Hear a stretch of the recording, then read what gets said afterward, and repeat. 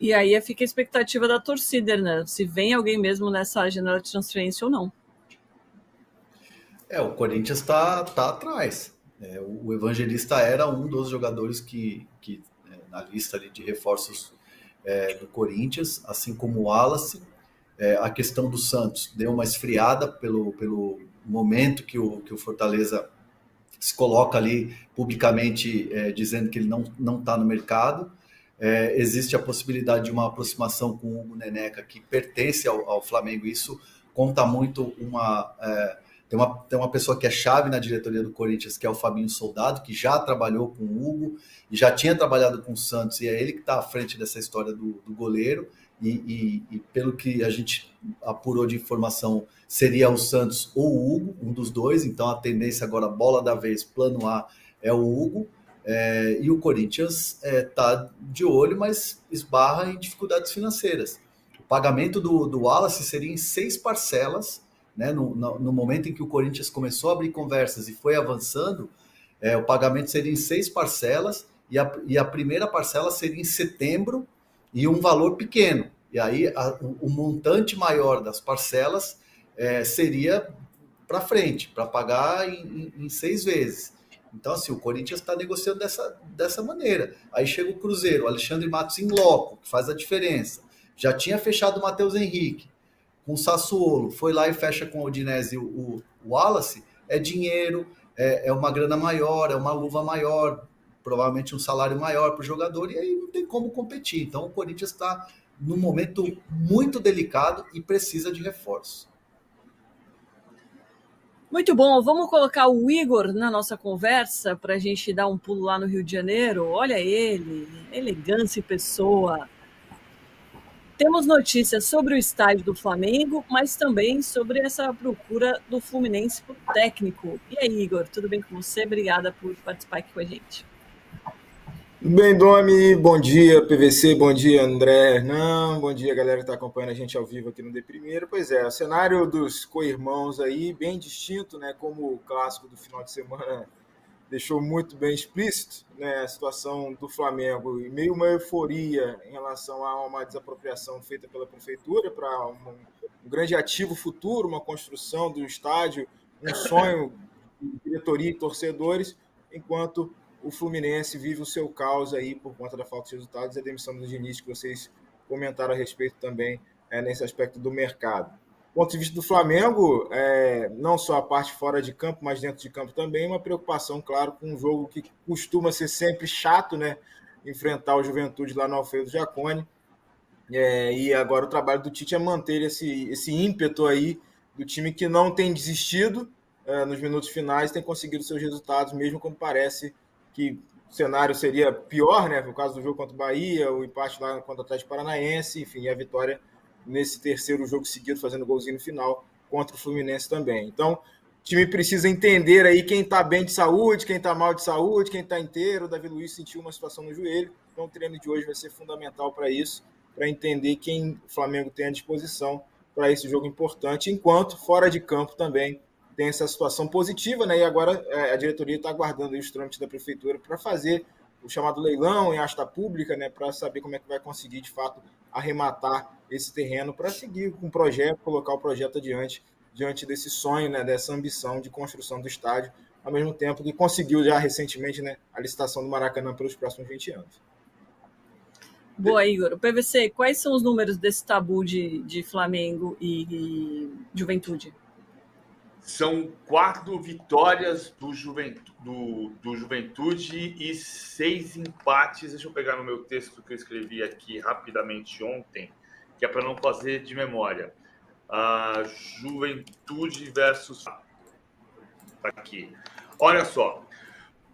Em Caxias do Sul, no Brasileiro, o Flamengo não vence desde 97. São 4 derrotas e 6 empates nesses 27 anos. O curioso é que o primeiro desses jogos com derrota, 3-1, foi em 99. O último jogo e o último gol do Romário. Que é as pessoas vão... E aí ele foi lá, né? Ele foi ali. O Flamengo perdeu de 3-1 do Juventude e ele foi para a festa da uva. Encontrou lá uma uva e foi acusado de indisciplina pela diretoria, que o dispensou imediatamente depois daquele episódio. Nunca mais jogou no Flamengo.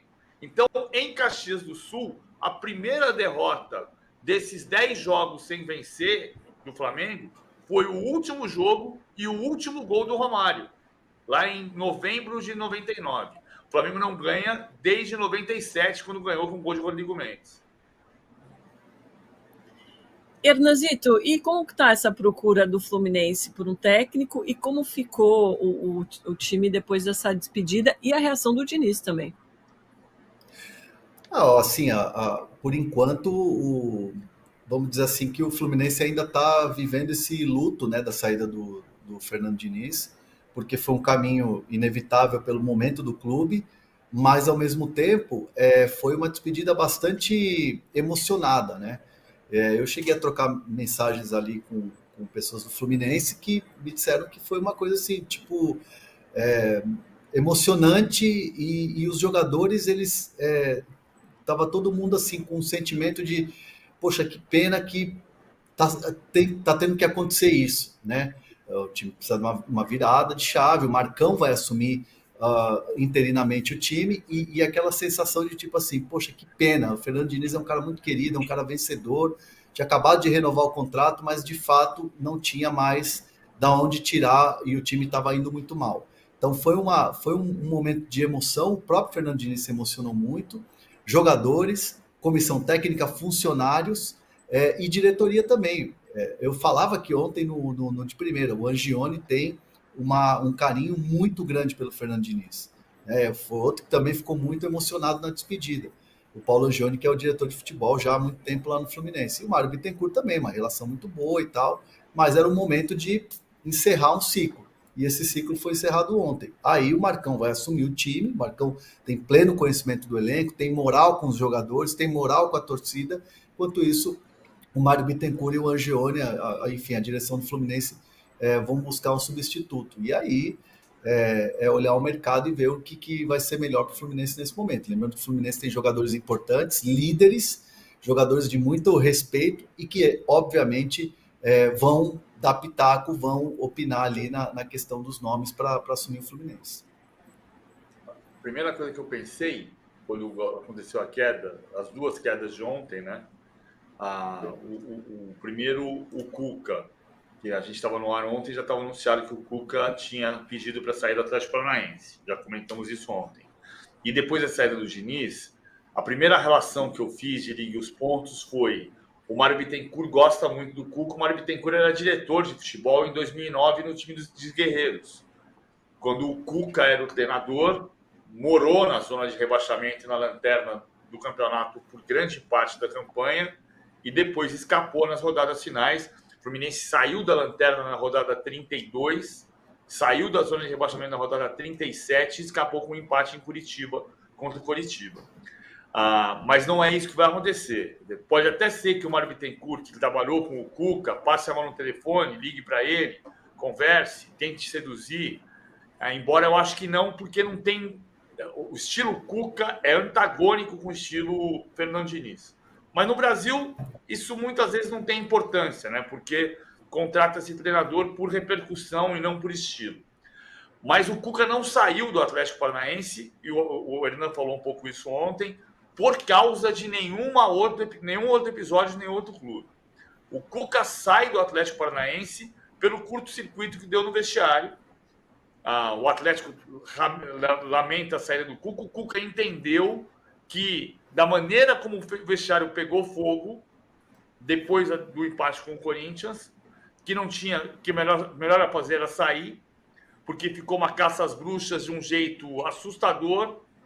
E ele falou: não, então a culpa é minha, a culpa não é de nenhum deles, a culpa é minha, eu vou embora. E ele sai e vai preservar a imagem dele durante um período, mesmo que o Atlético tenha ficado, com alguma razão, incomodadíssimo.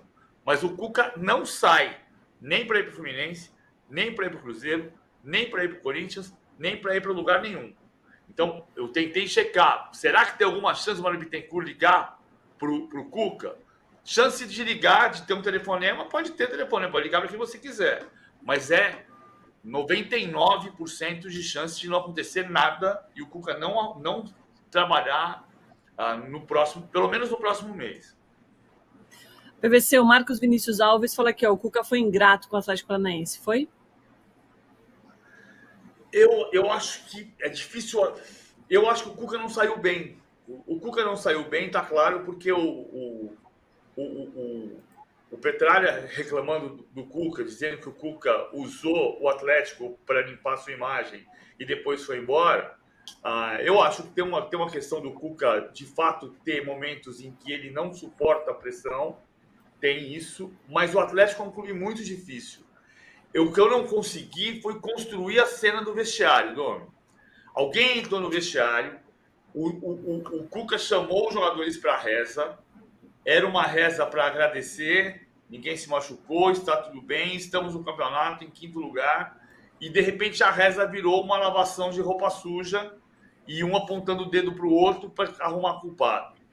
A gente já viu isso no Atlético Paranaense, por exemplo, depois da final da Copa do Brasil de 2013, o Atlético era vice-campeão da Copa do Brasil e o Mário Celso Petralha entrou no vestiário para desancar todo mundo e o Wagner Mancini foi embora do clube naquele momento. O Wagner Mancini tinha sido vice-campeão da Copa do Brasil. Então, no Atlético, acontecem entradas imprudentes no vestiário. Mesmo quando o Alexandre, CEO do Atlético, diz que normalmente não vai ao vestiário, mas foi, não é para ir. Então, o que eu não consegui construir, alguém estava no vestiário que não deveria estar. E essa pressão pegou o Cuca. Por isso o Cuca pediu demissão. O Cuca entendeu que virou uma lavação de roupa suja no vestiário, com um acusando o outro, numa sequência de 3 gols sofridos nos acréscimos, mas nenhum desses 3 jogos foi derrota, foram 3 empates, e por isso ele entendeu que tinha que sair. Acho que não deveria ter saído, mas eu não tenho elemento, porque eu não consegui refazer a cena do vestiário para dizer que ele foi ingrato. Isso eu não consigo dizer. E um dos auxiliares do Cuca, do Cuca, o Daniel Cerqueira, segue no clube, tá? Não, o Cuca saiu o Cuquinha, o Eudes Pedro, mas o Daniel Cerqueira fica. Então, assim, fica até chegar o próximo treinador. Se o próximo treinador, de repente, decidir não permanecer com o Daniel Cerqueira, que é da comissão técnica do Cuca, é uma decisão que vai ser tomada depois. Mas, por enquanto, fica o Daniel Cerqueira, que é auxiliar do Cuca há muitos anos e já foi treinador também, né? Já pegou o Guarani, treinou o CRB. É um excelente profissional que o Atlético mantém ali, mas ainda com um futuro incerto. Muito bom. Estou vendo muitas mensagens aqui no nosso chat. Muito obrigada. Aproveito para deixar o like, que ajuda muito o nosso programa. Ativar o sininho para você saber quando a gente está ao vivo. Tem algumas mensagens aqui com trocadilhos que não vão cair. Hoje não, Igor. Então, quem sabe amanhã. Obrigada pelas informações. Bom trabalho por aí. Valeu, Domi, valeu, André, valeu, PVC. Só uma última em relação a Flamengo e escalações, né? Por que o Tite prefere ou opta, por vezes, por usar o Léo Ortiz mais de volante e não repetir isso na improvisação com o Léo Pereira lá na lateral esquerda? Porque se tem o Ayrton Lucas à disposição, ele entende que o Ayrton Lucas é o especialista e o Léo Ortiz tem essa cancha da base de ter atuado como volante muito tempo, né, na formação antes de ter virado zagueiro, e o Léo Pereira não tem essa mesma fluência para jogar de lateral esquerdo. Então, esse detalhezinho aí para a torcida do Flamengo. E imaginando aí como é que vai ser a escalação, é claro que o treino de hoje vai definir para esse jogo, como o PVC falou, complicado e, enfim, nesse tabu que está perdurando lá em Caxias do Sul. Um abraço a todo mundo.